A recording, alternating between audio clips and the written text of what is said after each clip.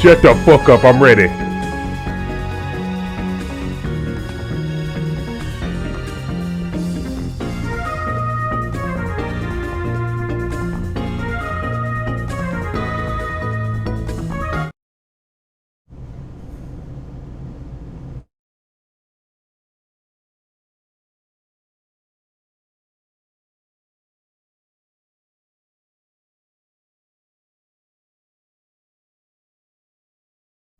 I apologize.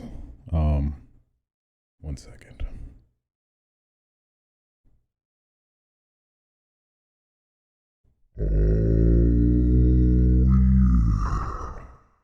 What up, y'all?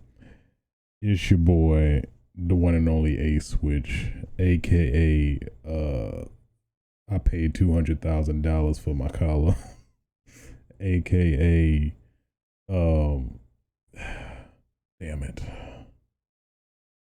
damn it. I had it, but I lost it. AKA, I had it, but I lost it. AKA, eat the peanut butter with your shirt off. Oh my God. I can't, man. I can't. Eat the peanut butter with your shirt off.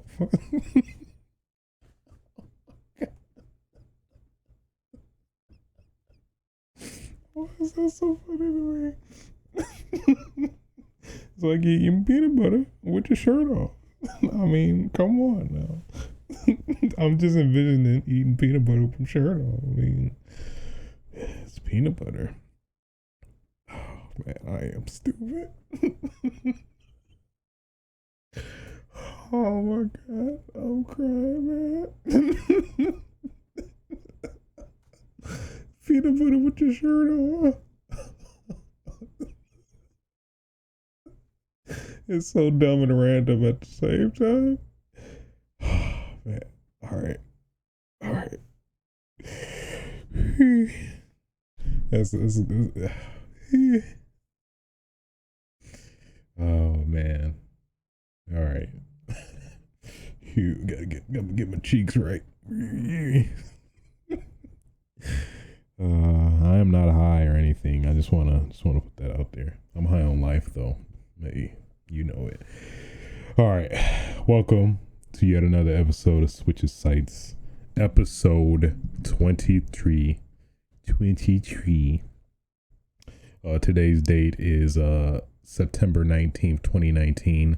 9/19/19.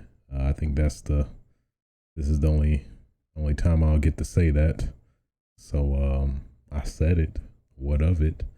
And yeah, a lot of interesting news topics that came out today.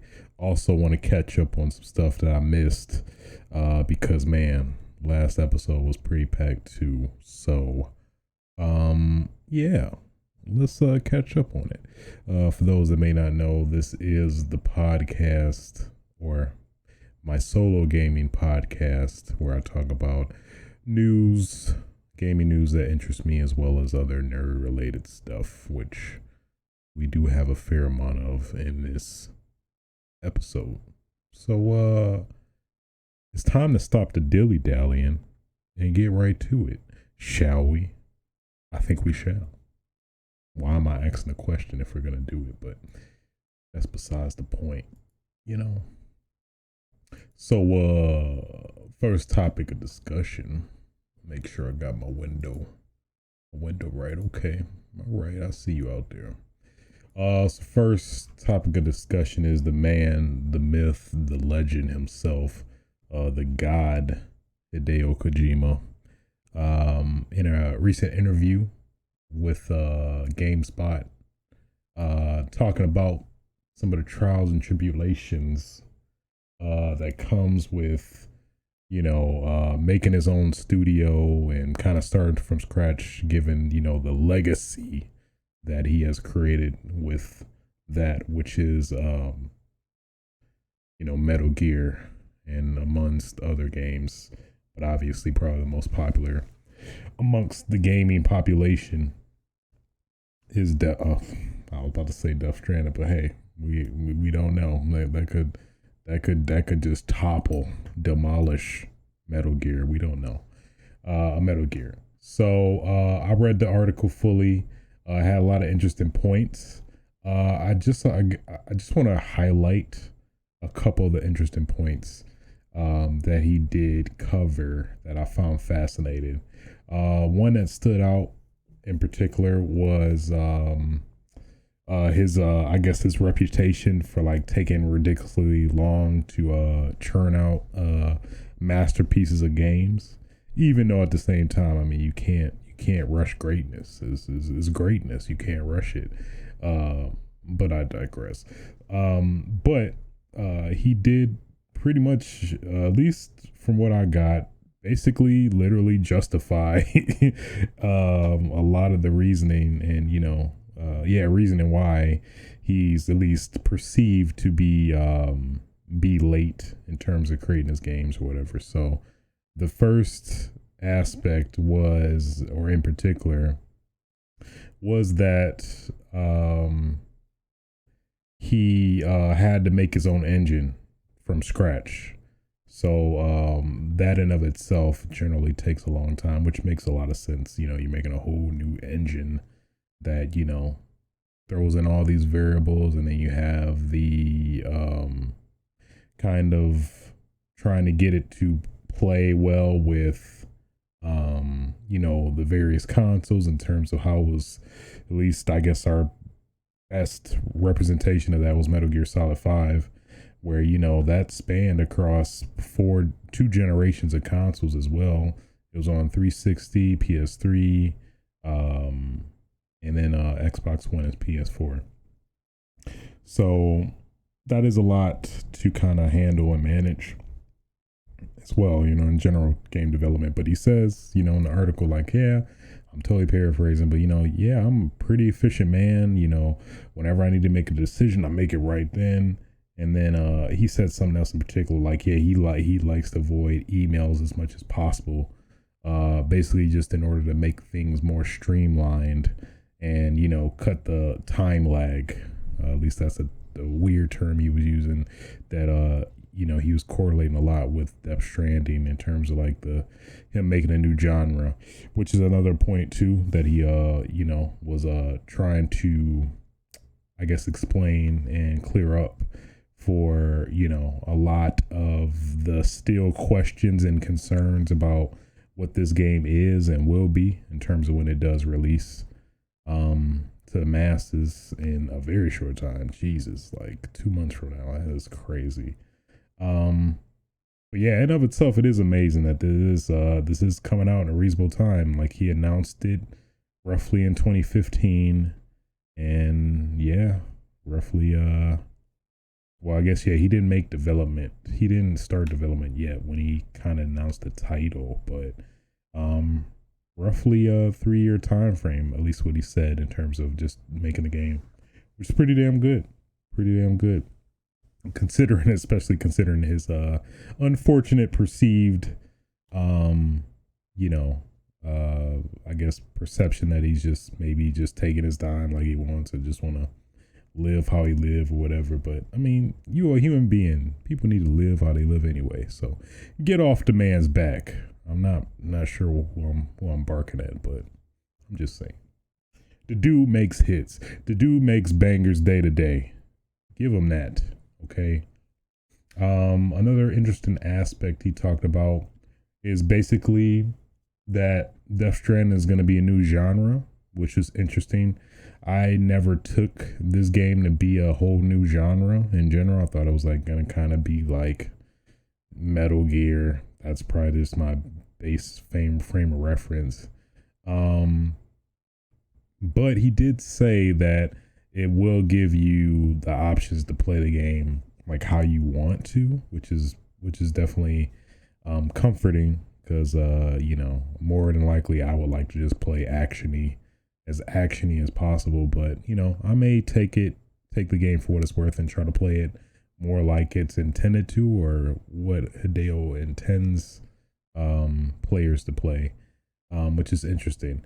So, mind you, I avoided the 50-minute presentation that I guess he premiered at Tokyo Game Show. So it's a lot of stuff I may not be aware of that was maybe exposed in that demo. I'm basically going into a sub media blackout for Death Stranding, like looking up articles and maybe hearing some aspects of the game is fine, but at least seeing the video footage, I think I'm pretty much done at this point. Is pretty apparent. I'm gonna get it either way. Just marvel in the greatness that is Hideo himself. But yeah. So I mean, in terms of this new Strand genre, it's apparently pretty much what the game, at least what I've been seeing initially from the game, is that you're just walking around and basically generally walking around and like what am I thinking of? Walking around and delivering stuff and trying to connect the cities or whatever. I guess to ideally bring peace to some extent. I don't know. That's the impression I got, at least. But I'm pretty certain, knowing Hideo and his very, very pristine and immaculate brain of his, that is going to be way deeper than that. And obviously a lot of hidden themes and messages, like all the previous, Hideo Kojima titles. So all in all, very excited, anticipating it greatly. I think, like I said before, I think this game is a lot more than it's leading on to be. I think he's playing with a lot of our expectations in general. But either way, I'm gonna have the most opened mind towards this game, and I'm waiting for my mind to be blown. I trust Hideo with his direction. He hasn't failed me since even Metal Gear Solid 5. Gameplay was solid. Clearly, it wasn't his fault. So, I mean, I'm just saying. In line with PlayStation news, Sony announced that they're gonna have a state of play September 24th, 2019. When is that? Is that a Monday or Tuesday? That's a Tuesday. Okay. 1 p.m. Pacific. Okay. Oh yeah. Well, the funny part that got me is that they were quick to temper them expectations, which I give PlayStation the utmost respect about. That is that they were like, what did they say? Something they mentioned, yeah, right here. Oh, and it probably bears mentioning. Don't expect any updates related to our next gen plans in this episode. It's like, okay, all right, okay. All right, PlayStation, you're aware of your fans and the expectations and the hype. I respect that. You can only respect that, really. I'm just saying, So, yeah, that's 20 minutes, they said. So, pretty apparent, like we talked about last episode, that The Last of Us Part 2 is definitely going to be a factor. I think a lot of people were saying Ghost of Tsushima is probably going to get a release date. Probably maybe some other miscellaneous indie titles or something like that. Maybe some surprise announcements. I'd totally be down for that as well. For sure. So yeah, I'm looking forward to it for sure. You already know. Probably some lesser known titles or not as popular titles, niche titles. Would not be too far out the realm of possibility as well. So, oh yeah, before I forget, I forgot to talk about the immaculate, the beautiful, the lustrous, just all encompassing, I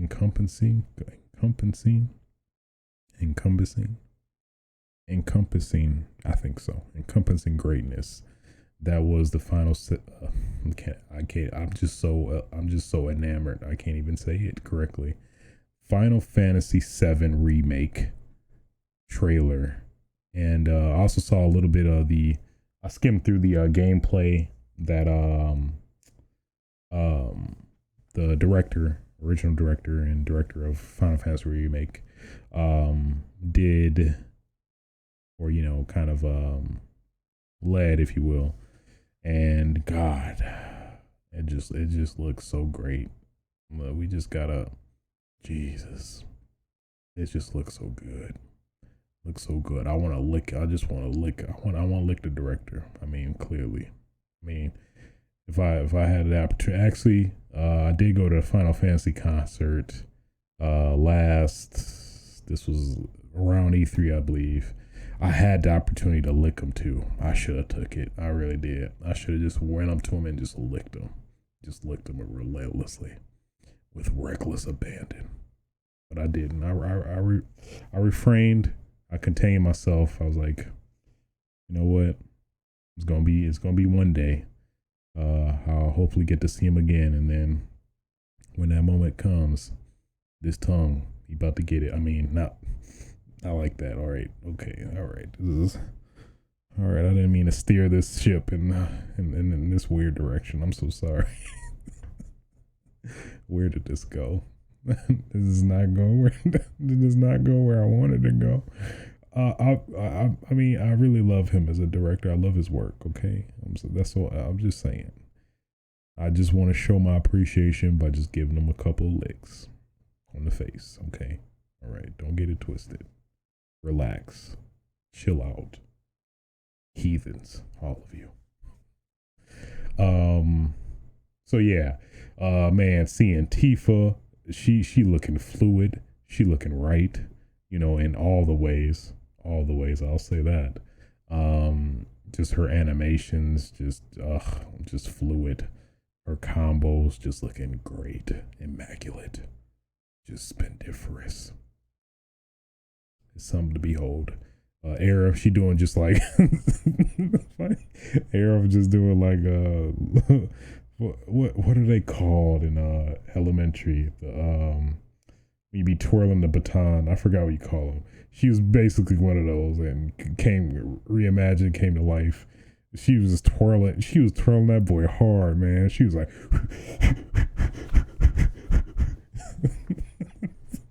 she was doing some damage though. She was getting them hits in. She was supporting the party, clearly. I just found that funny. It's like, yeah, it's not much you can really do with Aerith and make her like really actiony. But then again, it's like, I don't think any of us were expecting her to be like drastically different than what she was in the original game. So, I'm totally fine with it. Aerith, you looking good as well. All right. Just want to let you know that. Me personally. All right. Yeah, so I just wanted to touch on that. We were a little bit strapped for time during that period, so I thought I would have to address that in this episode, because it needed to be addressed, because that trailer is just great in every way. And I forgot they introduced that you can do turn-based as well. So you have the option, if you are a Final Fantasy VII purist and want to play the remake as close and accurately to the original as possible, you can actually play it in turn-based format, where basically at least the impression we got from the trailer or the gameplay is that it looks like it auto plays for you, but then at certain moments you can take control in terms of doing your certain commands or active battle commands or whatever, where it's basically like a pseudo limit break. I guess they're like more significant attacks, but not actually limit breaks, where there actually are those in the game as well. So it seems like, at least what I'm anticipating, is that it kind of gives you just a passive control. So like maybe if you're feeling adventurous, you can actually control it if you want or something like that. I don't know. Either way, that's pretty cool. Just giving options. I may be encouraged to play both in that mode and classic mode, just to get the full effect of Final Fantasy VII for sure. And man, just to speak on the game, of what it's looking like so far, I totally understand this format. At least what people are saying, that it's gonna be gonna be episodic, or it's pretty certain that it's gonna be broken into parts. What they've been showing and doing clearly does rectify that, because it's like, man, they are like fleshing the hell out of a lot of aspects of the story and the game, and adding additional people and stuff. So it's definitely valid. I think a lot of us were very opposed to the idea of it being broken into parts, and like, oh boy, this is going to be dragged out for, seemingly the wrong reasons. But honestly, it looks like it's being done for all the right reasons, in terms of just fleshing out the world and the story, making it make more sense, in today's day and age and stuff like that. So all for it, all together. Man, that game is just looking delicious. I just want to eat it up. I'm literally just going to buy an additional copy just to physically eat, because I love it that much. Wait on it. I'll make a YouTube video. Switch literally eats Final Fantasy VII because it's that good. I'm literally sacrificing my health because I love that game so much. Outside of, irregularly playing the game in insane amounts that affects your well-being. I mean, clearly, obviously. So, also wanted to touch on Gun Grain of Overdose, the trailer they released at TGS as well. I did not know that game was what it was. I thought I was like, oh boy, I guess some other VR knockoff or something like that. But yeah, it seems to be feels like a direct sequel to the PS2 games, which I thoroughly enjoy it. I think I beat the first one. I haven't beat the second one. I may have not beaten the first one either. But I like just the whole setting and vibe and story and character of, Gungrave. So I may be encouraged to maybe play that at some point. But man, it looks great. That's definitely on my radar. I'm not sure when its release date is, but feels like a very niche title that's gonna be instantly discounted. But I definitely want to get it day one for sure. That trailer was great, man. That was an awesome trailer too, boy. But yeah, enough for the TGS recap. Just wanted to touch on some of that because I think it deserves attention. But moving on to additional news, the greatness that is Monster Hunter World Iceborne. I've been playing that shit this whole freaking week. It is great. I am loving it. It's got its hooks in me. I'm wanting to do all these damn side quests, get all these parts, get my armor up to level 50,000 so I can just decimate monsters. But that's just my interpretation of it. But Monster Hunter World has, according to Capcom press release, has shipped 2.5 million units globally. That is just greatness right there. You see that? Just this whole little niche game that just was that had the most ridiculous learning curve is now fluttered into a butterfly that is just a worldwide phenomenon. Maybe that's maybe saying too much, but the Capcom highest selling IP, akin to Resident Evil of all titles. That is just crazy. I love to see it though. You love to see it though. Very proud of Monster Hunter. It's well deserved by far. This is the most accessible Monster Hunter ever, especially with this additional expansion. Yeah, man. I am thoroughly enjoying it still. Kudos Capcom. You hit it out the park with this one. You really did. Home run. I guess it goes without saying, but ships doesn't mean sold technically, but do they refer to because it's been made, it's pretty apparent that it's more so digital than physical. It does include digital. How do you ship digital sales? That doesn't make sense. Maybe they're just referring specifically shipment and digital sales. So they must be a lot of people that maybe is getting the master edition that comes with the original game as well as the Iceborne DLC. That's my suspicion, but who knows? Either way, well deserved. Capcom, you deserve it more than anybody. Moving on to the next topic of discussion is this stupidness. So news broke out that there was this Ohio gamer that was sentenced to 15-month prison for swatting, of course. If you are akin to Twitch, it's probably pretty safe bet that you're aware of what swatting is. For those that don't know, I want to say I mentioned it in another episode, but just for, I guess, context, swatting is basically when some random nobody that doesn't care about themselves or just is spiteful in general prank calls, or not necessarily prank calls, but calls your local police office, and then basically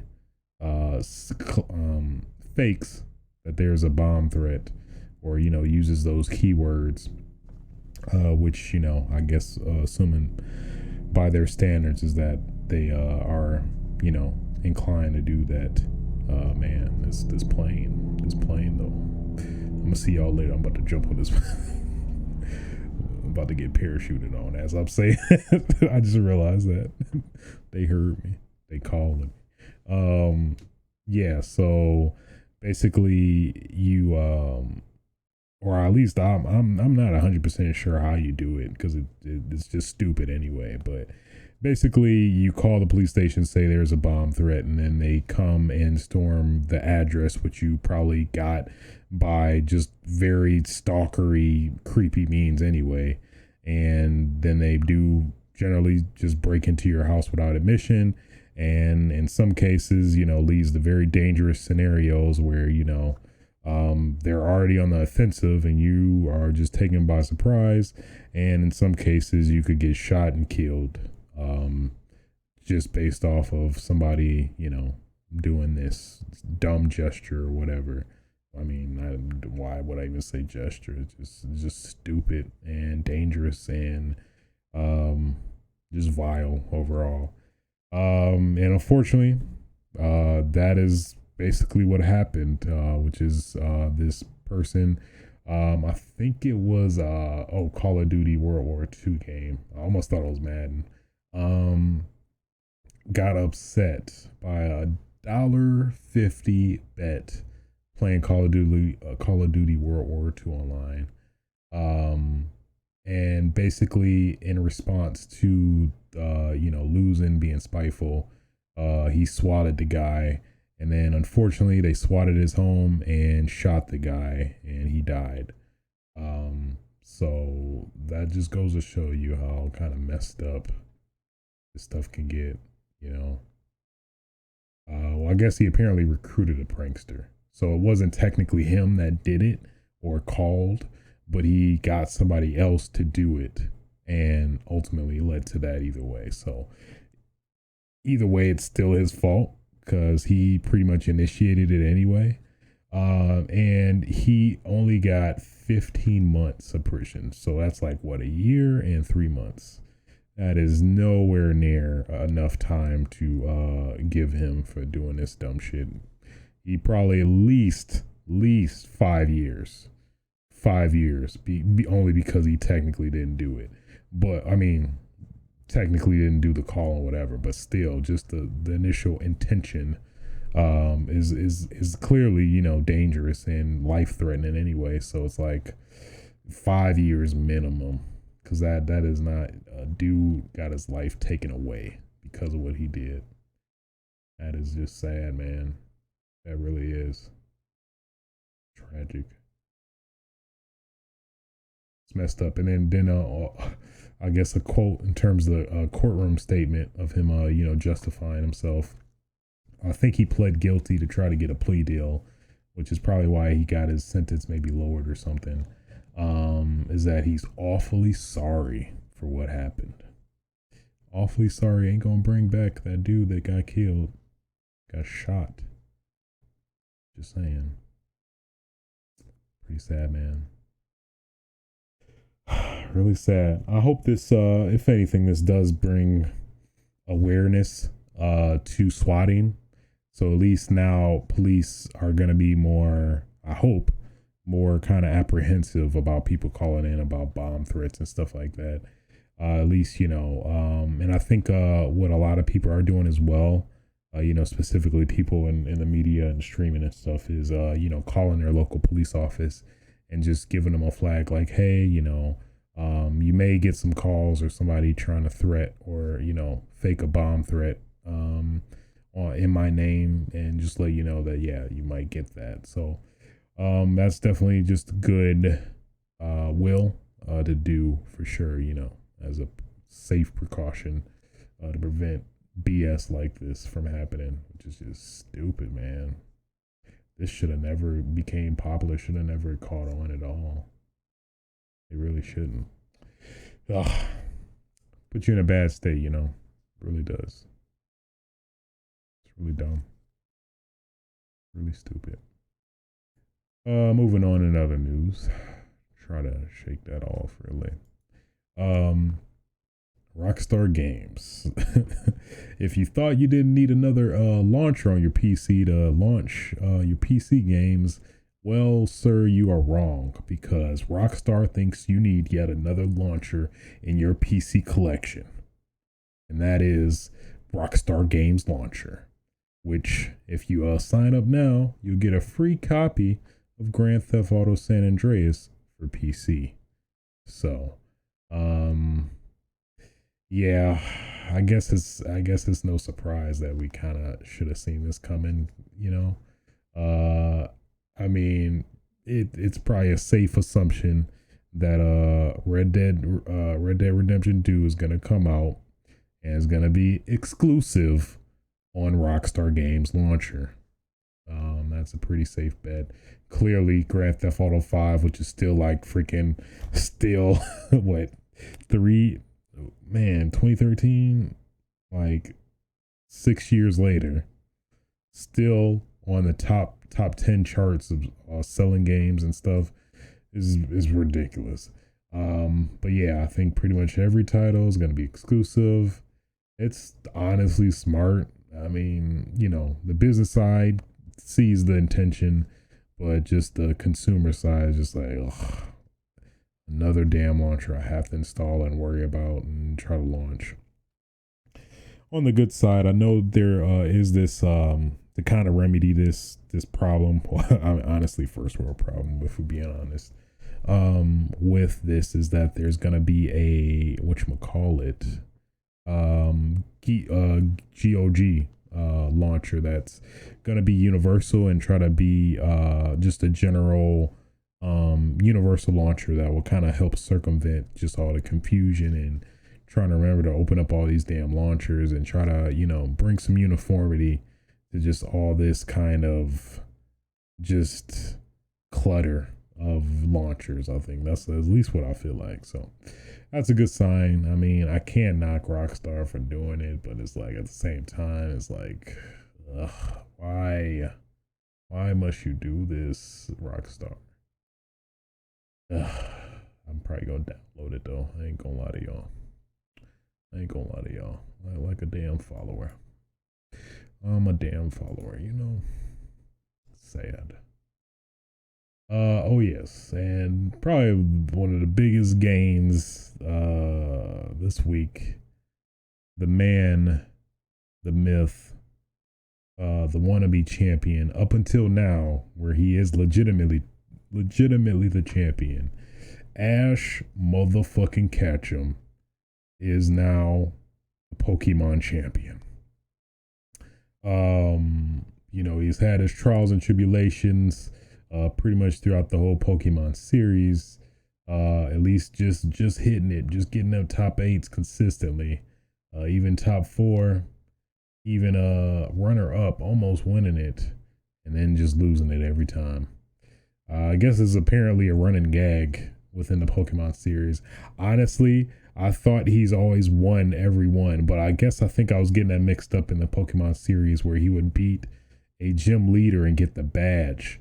But then I think when it goes to the finale of the whole season, then it would be a Pokemon championship, and then he would lose those, which I guess I got that mixed up. I thought he always won. So I was like, is this really a surprise? But then I was like, oh yeah, you're right. I guess he never really did win a legit Pokemon championship. So yeah, it's good to know.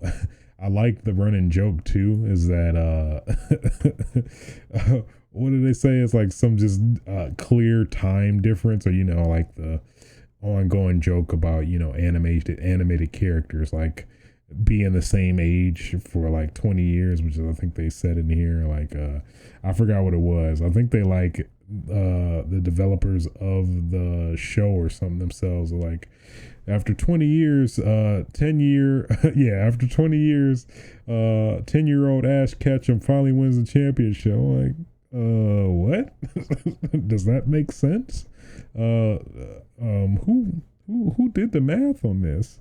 Isn't he, what is he, shouldn't he be 30 right now? What, who is doing this? What is he drinking? I want some. But as you know, pretty much a former big Pokemon fan when I was a kid, I ain't gonna, let me rephrase that. I've always had a special place in my heart for Pokemon. When I was a kid, I was big into Pokemon blue, red, yellow, silver. Then I kind of started tapering off after the GBA one, Sapphire. That's when I kind of fell out of the Pokemon craze and game, if you will. As well as the animated series. So pretty much when I was big in Pokemon, I was watching the animated shows as well, but then pretty much fell off both collectively after that. So, I mean, I'm hoping that Spark get reignited with Pokemon Sword and Shield. I have Pokemon Sun, tried that, but I never got around to actually playing it legitimately. Put maybe 3-4 hours into it, and then just never got around to playing it fully or finishing it. So, hoping Pokemon Sword, an actual legit console Pokemon that I think we've all been wanting for the longest, may change that. So we'll see.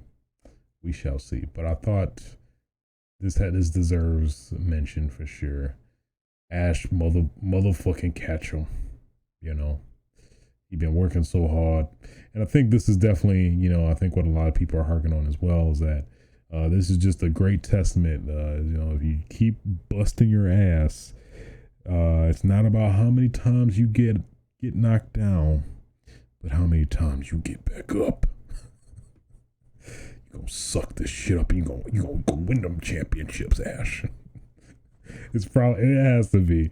Ash has to have some black, like Little Mac equivalent trainer that's just giving them this encouragement, and just the encouragement and support. Like, Ash, okay, we lost this championship, but you gonna fight your ass, and we gonna get this neck. Whoa. We gonna keep training, Ash. We gonna win it one day. And he probably like died recently, like a year before this championship, to diabetes or something. that gave him the fire he needed to. This is for you. This was you, black Pokemon trainer that I learned a lot from. Insert, call him Randall. It's got to be Randall. Yeah, that's a Pokemon. That's a black Pokemon trainer character name, I think. Randall. Yeah, that's accurate. That's canon. Write that in the book. That's canon for sure. I'm just saying. A big ups to Ash Ketchum, man. That's the quintessential role model.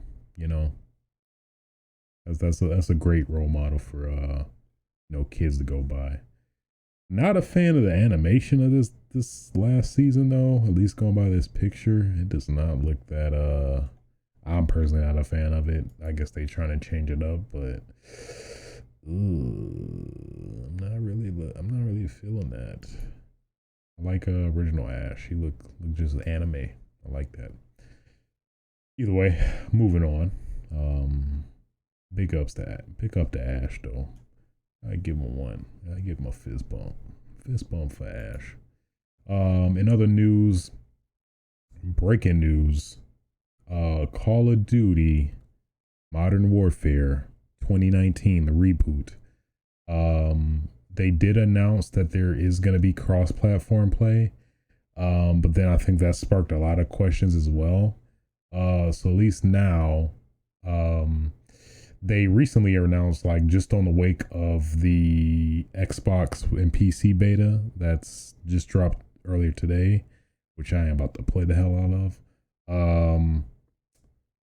It was pretty much up in the air and how content was gonna work specifically. But they did announce at least now that maps and modes will be available on all platforms at the same time. So this pretty much squashes the console exclusivity stuff with like PlayStation, then previously Xbox. But they did say that PlayStation will still have some exclusivity of some sort or something like that.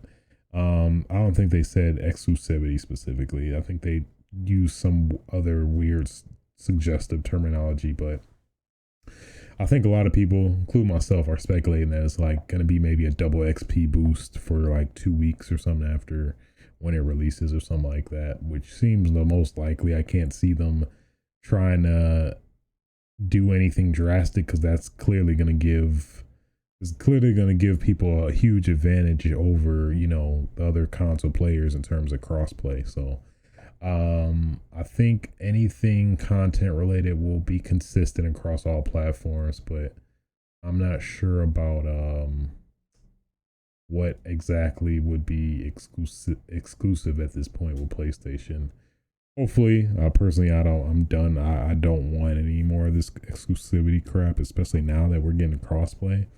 So I hope this trend goes on to next Call of Duties and future ones, where this is going to be the standard, and just kind of revitalize Call of Duty again, which is kind of feeling like too, because I guess I guess we'll save my thoughts on Call of Duty towards the end, but in terms of just this as a whole, this is great. In terms of just this stupid time exclusivity, because I know at least for this they announced that at least for PlayStation that they would get a map. I think it went from a week early to a day early to now it's going to be consistent on all platforms. So for me, that's definitely just going to make me go Xbox all the way, because that's always been my associated platform. I always like to play Call of Duty on, especially the Xbox controller really tends itself well to Xbox over PlayStation, in my opinion. But for the exclusivity, I'm like, I guess I'll mess with PlayStation. And then, it was okay, but I just overall just like playing a Call of Duty on Xbox. It just feels more right, I don't know if maybe it's just that bias of the console exclusivity before with Xbox beforehand, but in general, I mean, I think just not having it at all, I'm totally fine with not having this dumb exclusivity stuff. Specifically with multiplayer games like Call of Duty is fine. And I think they also, at least we also confirmed that there is cross progression. So I think that in most crossplay title that's kind of implied, because I mean it's definitely the case with Fortnite, but it was kind of up in the air if that would be the case for Call of Duty. But I believe in another article, or at least from the kind of echo chamber, at least I know it was in a Reset Era thread I was looking at too, that you do cross progress.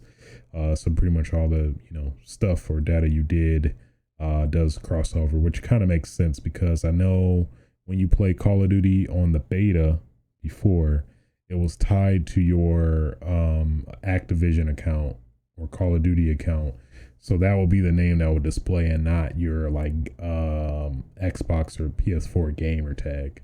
So it makes sense either way, which is great. That's actually going to encourage me to probably potentially get it on all platforms just to give me the nice option and variability whenever I feel like playing on PS4 today. I feel like playing on PC today, which is great.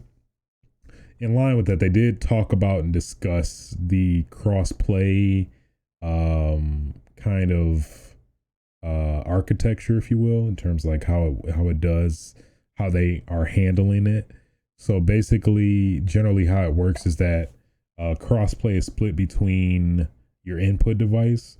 So if you play on mouse and keyboard, you can also play mouse and keyboard on PS4 as well as Xbox One.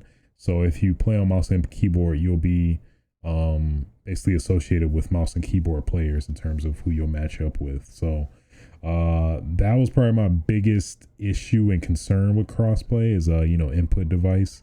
So it is good that they are kind of going that route and basically letting you play specifically being tied to your input device. But if you wanna play against other people, I'm sorry, I didn't mean it.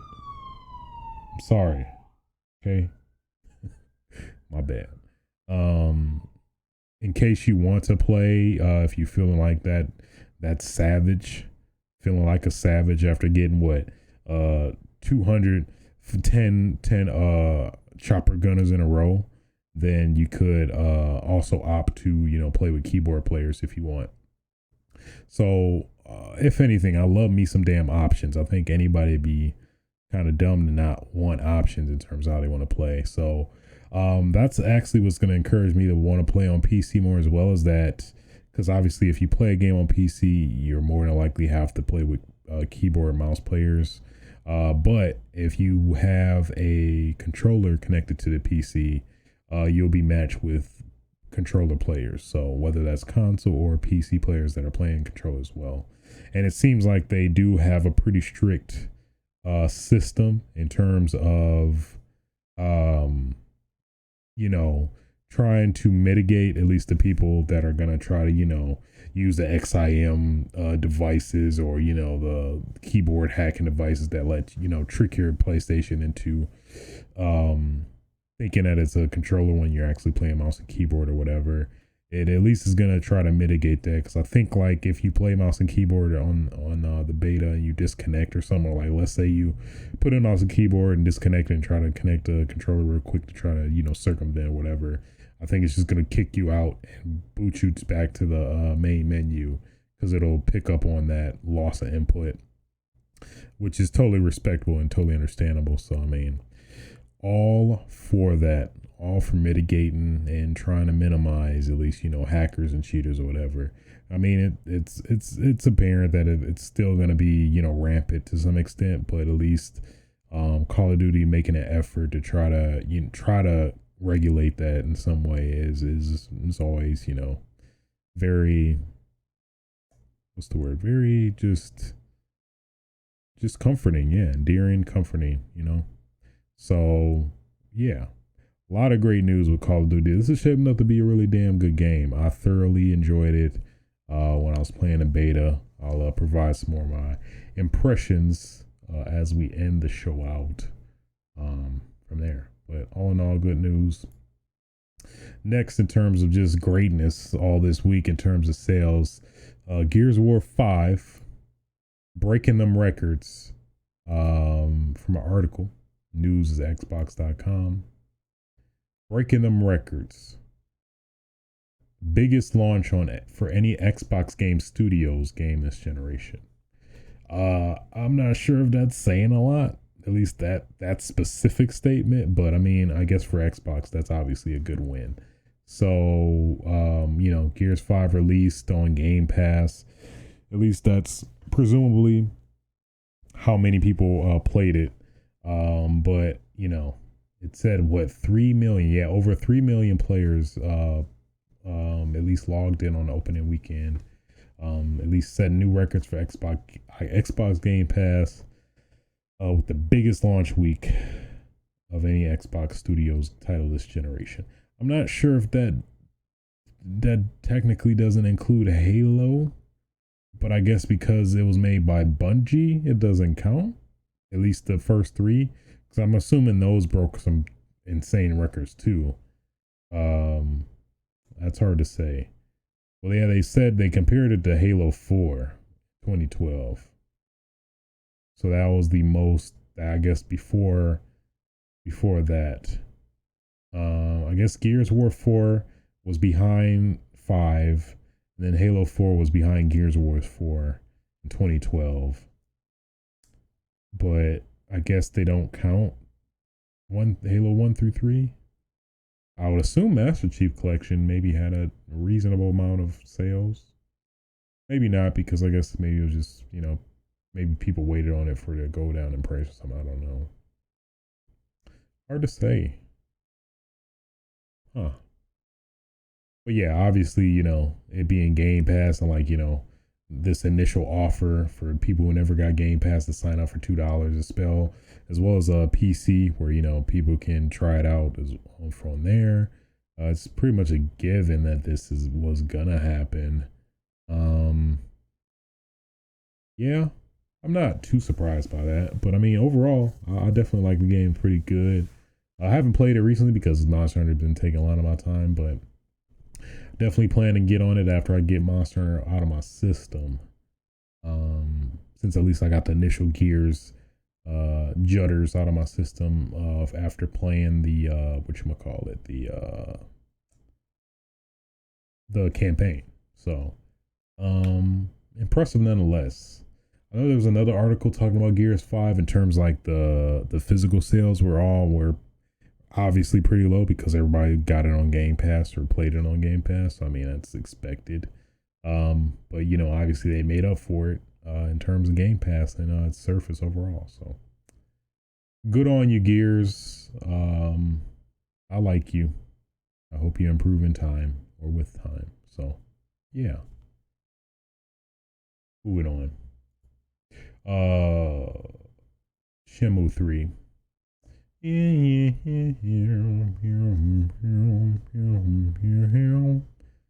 That's the theme. Y'all know it. Y'all know it. Y'all hate to hear it. So they announced a couple of details specifically regarding Shenmue 3. So I just want to touch on a few of those. In particular, they said that there's gonna be DLC, including story and other DLC. So there's gonna be action-oriented story, one story DLC, and I guess casino-related minigame stuff. Outside of that, there was something else that caught my attention. I guess, oh yeah, it was like some of the tried and true traditional stuff is like, you always go back to your, you still go back to your home at 9 p.m. So you still have your timer that you kind of got to abide by and stuff like that. It was one other detail that stood out to me. Probably insignificant, but thought I would, cover it. It was up at the top. Oh, the voice actor who plays Cloud in the Japanese Final Fantasy 7 Remake. He's gonna return as Lon D. Lon D! There is no drinking animation, which is very weird. But I mean, fine. Yeah, I guess that was it, really. I mean, Shenmue 3 I don't think is gonna just stun or just amaze a lot of people, but for a lot of fans that played the previous ones, I think it's still gonna be substantial. I think I'll thoroughly enjoy it. Playing 1 and 2 back, man, this was 2015, 2016? I think 2015-ish. But yeah, I'm looking forward to it. I want to beat Londy's ass now. All these damn, had to wait 1 and 2 and then what? 15 years to beat his ass. I want to beat him up. Just let me do this, Yu Suzuki, please. I want to beat his ass. Let me cut him. Let me cut Lon D in this one, please. That's all I ask. Just an incision, okay? Just an incision, all right? I'm I'm not asking for the whole world. Just an incision. I just want to cut a little bit. Just want to nick him, just so he feel a little bit of the blood, just so he understand where I'm coming from. You know, that's all I'm saying. That's all I'm saying. Another interesting news tidbit is GameStop. You know, at least from what we see, the ever so sinking ship that is GameStop. I guess there has been some showing of this one store based out of, I forgot where this one's at, but basically kind of shows the new format they're trying to go with. I do kind of like it. It looks pretty clean in terms of just, compared to before. I mean, I liked before too. But this is looks more approachable, more nerdy-ish, kind of appeals to us as, gamers, nerds, more than, the general, I guess, public that maybe are fairly interested in the games, which is honestly at this point, that is kind of where they need to focus anyway, So, so I think they were talking about, like opening up the floor for people to, have tournaments, tourneys, and kind of make it a kind of a hangout spot where you can also get games, which is a nice approach. I definitely respect it in terms of how they're trying to change up their kind of perception or how they are perceived. So it's interesting for sure. Yeah, looks clean. It looks clean. And yeah, I guess you can just purchase from the app and stuff too. I want to say, I believe that is a thing. That's cool because I do not like social interaction. Hey, do you want to buy license? You want to buy? That's like right. It's like, hey, you want to buy a license? Want CD protection of $3? No, man, I don't think I'm gonna. I don't see myself breaking this disc in half. Hey, I mean, you could get it if you want though, because you never know. If you got like an imaginary dog that you mess with and they eat up stuff, who knows? Come on, stuff like that. But yeah, I like it. Is it gonna change the ship that is GameStop? I don't know. The sinking ship that is GameStop. We'll see. I know they said it's not gonna be every store. It's just gonna be, I guess, presumably more of the popular stores, or something like that, which is fine. But yeah, it's interesting. Interesting to say the least. Thought I'd just mention that anyway. Cool stuff, but at least GameStop is trying to do something, turn around their stuff. At least they getting some of these money for this collector's editions that be exclusive to them all the time. They never optional somewhere else. They're always exclusive to GameStop. So they getting these backhand deals or back alley deals somehow. I don't know what they're doing over there, but they're making it happen. So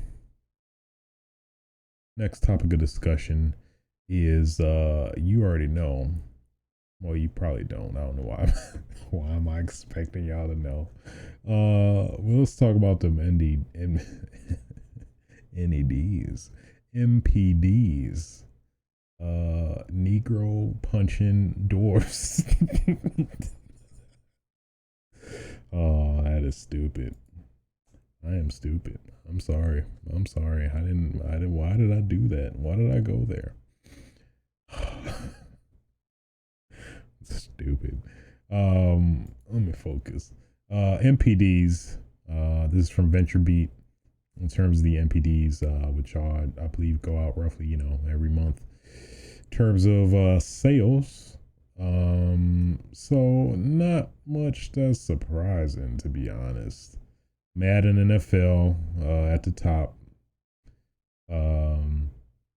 Minecraft still killing it. And what do you know? Grand Theft Auto 3 at 3, the number 3 spot. Again, for like what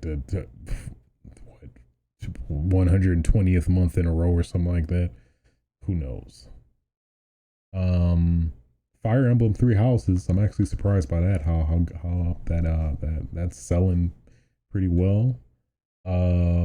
Super Smash Brothers Ultimate. You know, the Banjo DLC. I still gotta play that. Check him out. I'm pretty sure that sparked a lot of interest. Super Mario Maker 2, number 6. Okay. Mario Kart 8. Very somewhat surprised by that, but at the same time, not really. Mortal Kombat 11. I see you. I think did a new character come out? No, I think there was maybe still on the cusp of that new Fighters Pass that announced where they announced all the characters. Maybe. Tom Clancy's Rainbow Six Siege at number 9. I'm actually surprised by how how high this is, and two, how consistent this has been in the recent months. Seems like this has been picking up a lot of steam lately in terms of just like I know they pretty much have been releasing new operators like every month or so, I want to say. Or I think that's kind of been somewhat of the tempo. Then Astro Chain at number 10. I'm actually surprised by that, how kind of niche it's kind of been. Actually is pretty interesting. We're just gonna kind of skim some of the like interesting, unexpected ones. I'm actually surprised by The Man of Medan. It felt like this game was just totally, completely off the radar for a lot of people. Nobody was even really aware of it. But until now, definitely plan to stream that, play that at some point, personally. But good on it. Glad it at least got up there to top 20. That's totally fine by me, for sure. That's good news. That's good news all around. Yeah, nothing else really surprises me. It's like it's unexpected. Not even familiar with some of this stuff. Odyssey. Yeah. All that's pretty expected. So I guess Age of Wonder Planetfall, that seems very unaware of. Triumph Studios' first release of Age of Wonder franchise since Age of Wonders 3 launched in 2014 is, franchise history. Largest launch in franchise history. I'm not familiar with that title, so I would not know. That is crazy too. It's 5. That is a pretty notable kind of acknowledgement. 5 of the top 10 best-selling video games of August 2019 are Nintendo platform exclusives. And then with Astro Chain launching as the 10th best-selling game of August, that's pretty substantial for sure. That's crazy. And man, for the top 10 best-selling games 2019 so far, Days Gone, that still surprises me. That game just felt like it was just like a whimper in terms of just like, overall impression or general, like, I guess, the echo chamber, if you will, of, gaming. You never really heard much about this game, in my opinion, but I'm very happy for Days Gone. I know it recently released a patch that added some interesting modes. I think like a new game plus and something else that I can't remember. But interesting. Mortal Kombat is the top of 2019. Kingdom Hearts. Interesting stuff. None of this, I guess I'm happy for Resident Evil 2. At least I got number 7. At least that shows that we like a traditional Resident Evil game with the new camera angle as well. For over the past 12 months, Red Dead Redemption 2, Black Ops 4, 2, BA 2K19, 3, Smash Bros. Ultimate. Okay. Understandable. Pretty much all these are generally expected. Madden. Yeah. All that looks pretty good. For Xbox One, Madden NFL at 1, Grand Theft Auto 5 at 2, Minecraft at 3, Rainbow Six Siege at 4, Red Dead Redemption at 2 at 5. PlayStation, Madden, Minecraft, Grand Theft Auto, Spider-Man, Black Ops 4, Switch, all exclusives. Well, obviously. Yeah, interesting stuff in terms of NPDs though. It's like at the same time, I'm not surprised by some of those. Some of those, I was probably the biggest surprise was Astral Chain. I didn't think that I was actually going to be as big as a lot of people. Well, it didn't seem as big, as well as Man of Medan. I never didn't think that was going to do well. But for it to at least get the top 20, that's pretty great. I think it was actually at a discounted price in general when it came out. I think it was like under $30 or roughly $30 and under. So cool. Well, I think that covers all of the topics I wanted to discuss. I guess we'll get into what I've been playing, which what I mentioned earlier was the Call of Duty Modern Warfare beta, which if you pre-ordered, you got to play early last Thursday. And then for those that just have PS4, they got to play, I think, Saturday, I want to say, after. And then it's kind of the same thing this week, where if you pre-ordered on PC or Xbox, you get to play today. But if you just you get to play, but then after that, I think Saturday you can just play it if you just have the platform or whatever. I want to say, I'm pretty sure you can play whenever or after on Saturday or something like that. But yeah, in terms of just the general gameplay, at least speaking on the PlayStation 4, it was pretty great. It took me a while to get used to some stuff.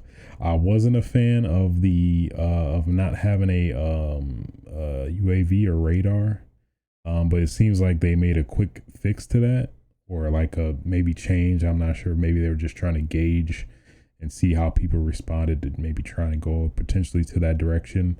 At least as kind of like a substitute. They had what was like a what would you call it? They had a what was it? Like kind of like a compass like a setup where like if you heard noise or somebody was making noise in terms of gunshots, it would just show that, and then you can kind of go that way, which is it was a little too suggestive or too kind of vague in terms of like, you know, be able to get more better accurate, you know, kind of reading on their location.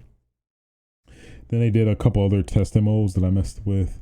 The one that was interesting, I think they premiered on Saturday, was the what was it called? It was like night mode or night vision goggle mode, where basically you would play with night vision goggles specifically, and you know, you aim different. You would aim specifically with your dot sights rather than, you know, down the sights.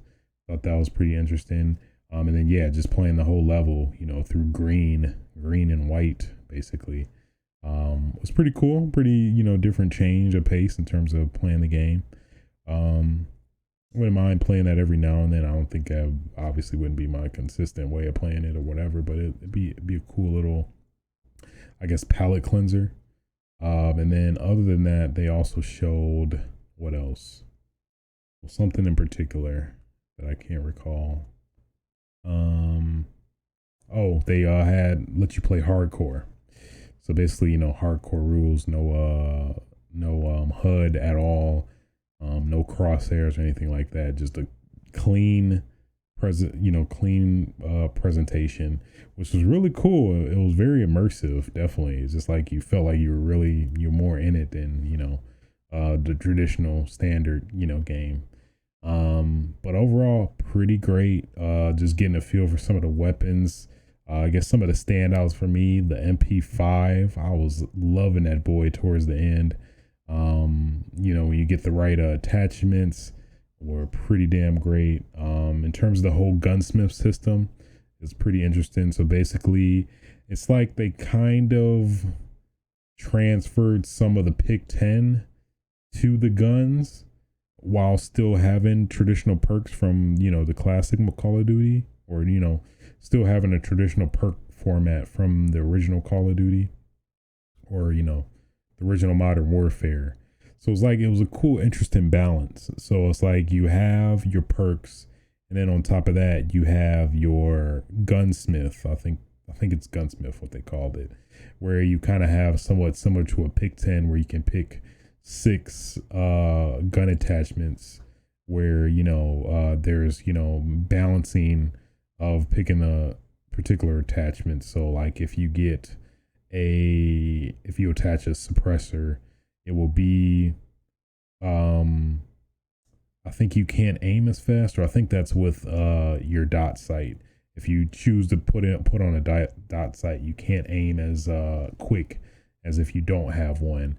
And like if you have like a perk of having a, what is it called, what is it? It's a stock. You'll be able to aim faster, but I think you have higher recoil.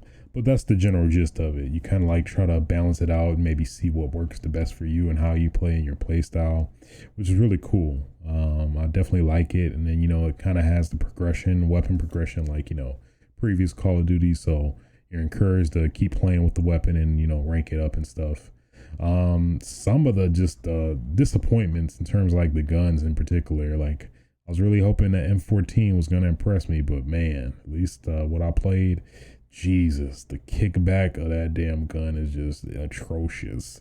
It's like you shoot once and you're inaccurate, and it like what generally takes like 2 shots, hopefully.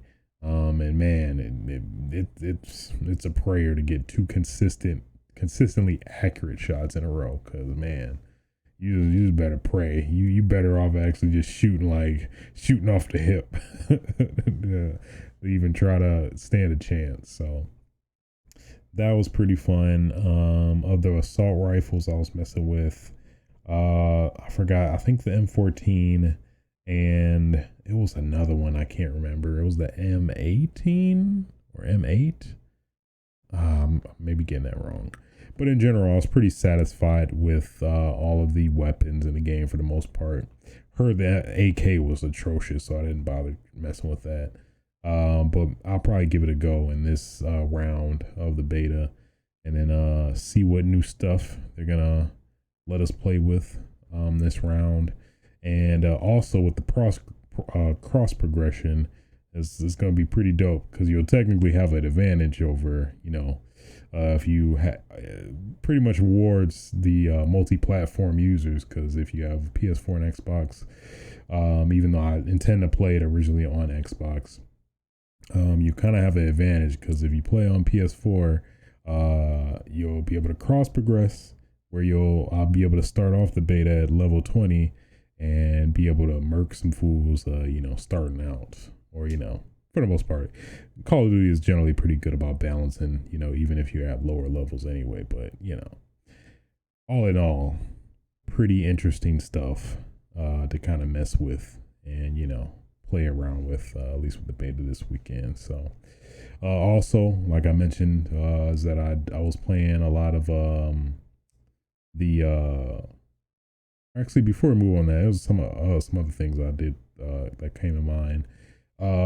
Kill streaks are like traditional now. So now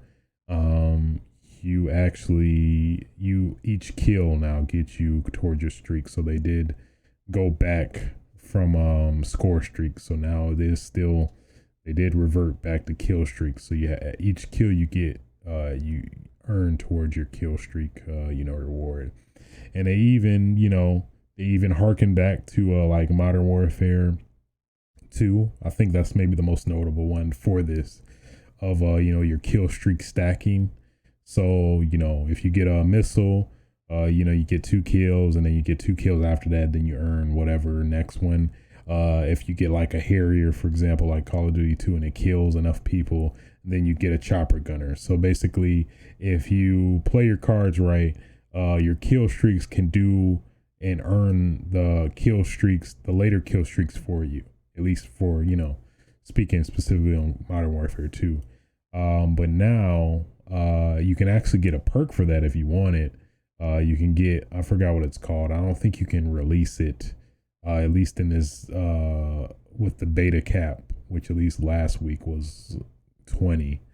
So basically you can technically do that with a perk, which is, I thought is pretty cool. I think it's at a sacrifice of something else, because I think like that and Hardline are in the same like slot or spot or tier. So, you'd have to deliberate, like maybe, actually, no, it'd probably be the more worthwhile option. But I thought that was cool. Dedicating that to, in particular, to a perk, I thought was pretty sweet. And then obviously not a lot of the bigger kill streaks were, available.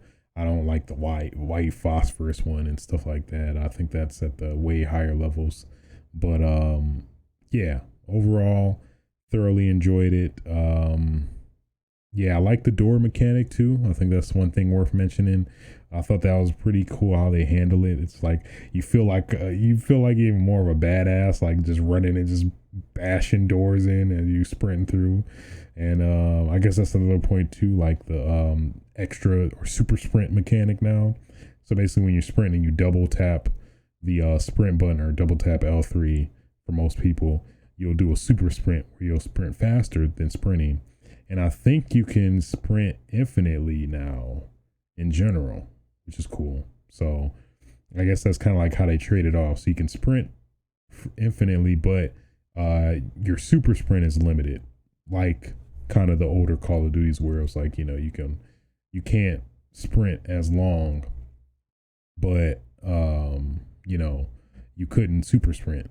So it's kind of like, now they're kind of balancing that out too. So yeah, overall, I got, kind of reflecting on it because it took me a while to kind of reflect on my experience with the game. I'm definitely impressed with it so far. Another thing too is the sound. The sound seems to be very akin to the classic Call of Duties in terms of like hearing the enemy, where or I guess the official term was sound whoring, where you can do a lot of that in this one, where you can basically, if you just crouch your ass down and just like get some headsets or some quality headphones, you can hear where people are coming and kind of get the jump on a lot of people that way too. I generally play video games. I mean, generally play music while I play multiplayer games. So I don't know if I may be in a real try hard mode where I want to play on my monitor and get like 1 millisecond lag response time, and want to get extra kill streaks, get all these kills. Then maybe I could see myself being that way. But just to test it out, it is legit. Like you can literally hear people, like you literally get an idea where they're shooting from. That is a thing too that I forgot to mention, or kind of bring attention to. The time to kill is super short, man. It is super short. I'd say it seems to be even like shorter than Modern Warfare 2, if not in line with Modern Warfare 2. It felt a lot like that, which is actually pretty good. I kind of like that. It's like, more volatile, more, I guess, more, I don't know, what's the term? More just, I don't know, just more serious. That's kind of maybe at least the impression, where it's just like, you can't just be willy-nilly gunning around, which maybe you could do if you can, swing it in some way, shape, or form. But yeah, man, as you could tell, I'm thoroughly impressed with the beta impression so far, or at least my impressions on the beta so far. Can't wait to get some more time in this weekend, mess with it. Now that crossplay is kind of in place, see how that kind of plays in terms of the ecosystem with playing with PS4 players and stuff like that. PC as well. I'm gonna be pretty fascinated with how that kind of pans and plays out. So yeah, man, thoroughly enjoyed the Modern Warfare beta. Game looks great. from a graphical standpoint, animations, just overall vibe, feel. The maps are great too. I forgot to mention as well. Yeah, all around, I've been enjoying it, man. Enjoying it thoroughly. So next game I wanted to talk about was Call. I clearly got Call of Duty on the brain. Monster Hunter World. So I've been playing that pretty much throughout this whole damn week, and pretty much ever since it came out.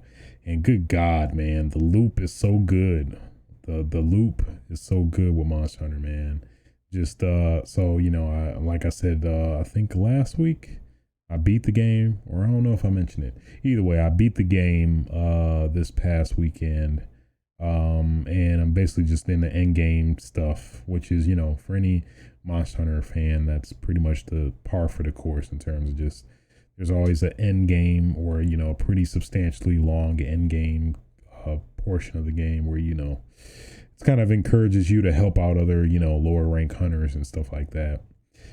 Which I definitely plan to do at some point. Now I'm just kind of cleaning up, trying to get some stuff that's going to improve, like a canteen, ingredients, where you can make better food items and combinations. And now they introduced plus versions of manuals, so like you can actually add decorations to your manuals now, and then when you put on the manual, you'll get that buff. So let's say if on your manual you put like attack boost. So let's say you're getting beat by this monster, you put on the manual, then you'll have that added attack boost as long as you wear it. But then when it wears out, then you'd have to remove it after. So stuff like that has been keeping me engaged. Also, these dope ass weapons that I want to make and create and mess around with. Majority of the time I've been playing with greatsword, but now I'm starting to dive into longsword, that's pretty much what I've always been in terms of Monster Hunter. Longsword and greatsword. Maybe occasionally dabble with switch axe. Outside of that, that's pretty much just generally how I like to play Monster Hunter. So all in all, man, just greatness, man, just great. That game is damn near perfection. Damn near perfection all around, I had thoroughly a great time hunting with friends, getting whooped, getting carded. I barely been getting carded in this game, to be honest. I mean, I'm not just trying to toot my own horn, but beep, beep, So, oh boy, that was horrible. I'm sorry about that. I'm you know what? I'm apologize. I'm sorry for doing that. I shouldn't have. So, from the bottom of my heart, I'm sorry. But yeah, all in all, thoroughly enjoyed it. Been loving all this stuff that's been coming out, man.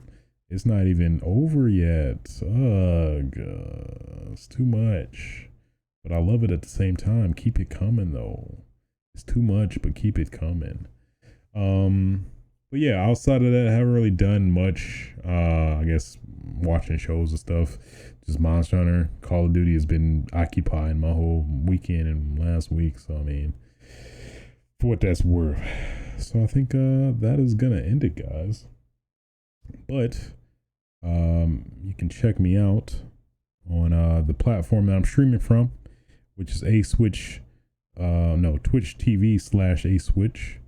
You can catch me playing some games soon. I'm just gonna put it out there. I don't know. This Project Resistance stuff really got me hankering for some Outbreak, so you might see that in the coming days. And then also on the tubes of the YouTubes, you can catch me on youtube.com/aswitch, where I'm telling y'all, man, y'all keep sleeping on it, but don't. Wake up. Wake up. You don't gotta wait on it, okay? You about to get these videos. You about to get these damn videos. What else? Oh yeah. If you can or ever be so kind, listen and support this podcast on the most popular platforms, or most popular platforms, I guess. Which is Apple Podcasts, Spotify Podcasts. I think that's the terminology for it. Google Podcasts, feel free to like, rate, don't like, thumbs down. This is the most horrible podcast ever, whatever. Just give me that feedback. Let me be great. Let me be great for you guys, okay? And also, if you have any questions you'd like for me to answer on the show live, feel free to shoot an email to aswitchtv@gmail.com. If I happen to get enough, I will start reading them on the show. Maybe dedicate a segment to it. But all in all, guys, that's gonna do it for this week, episode 23, Switches Sights. And until next time, guys.